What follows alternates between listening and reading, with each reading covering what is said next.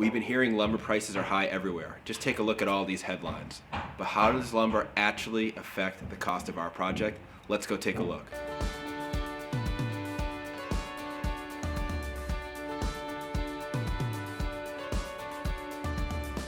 Lumber is one of the most used building materials on a job, so when prices spark, it makes a big impact. Here is the price of lumber per 1,000 feet board over the last 12 months.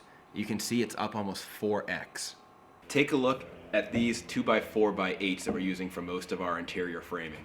They're about $7.75 a board right now. They were running about $6 a board in January and as low as low threes per board a year ago, almost more than a double of a price increase. You can look at our roof sheathing, which is more than $60 per sheet, which is more than doubled in the last year.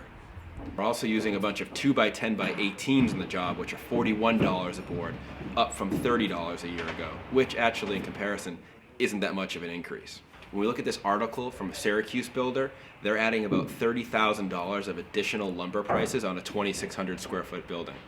This compares pretty similarly to our project, and it averages about $6,000 to $8,000 per 1,000 square foot build, where lumber prices are today, where they were last year.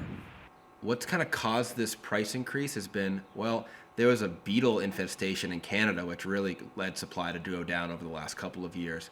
Couple that with a pandemic where the mills shut down, and then the mills actually projected less supply coming out of the pandemic, has really made us not prepared for this lumber boom.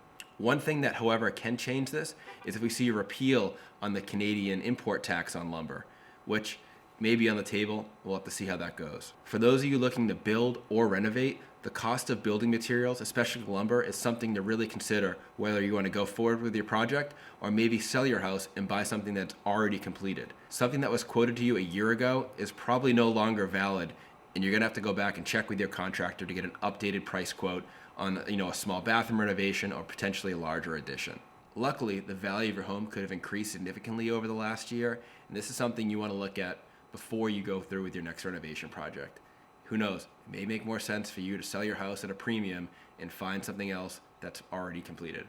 I hope you found this video informative. On future videos, we'll cover things like why we chose 2x4 versus 2x6 construction and how that would have impacted the cost of our project with the additional lumber and other issues that may come up on your current or future project.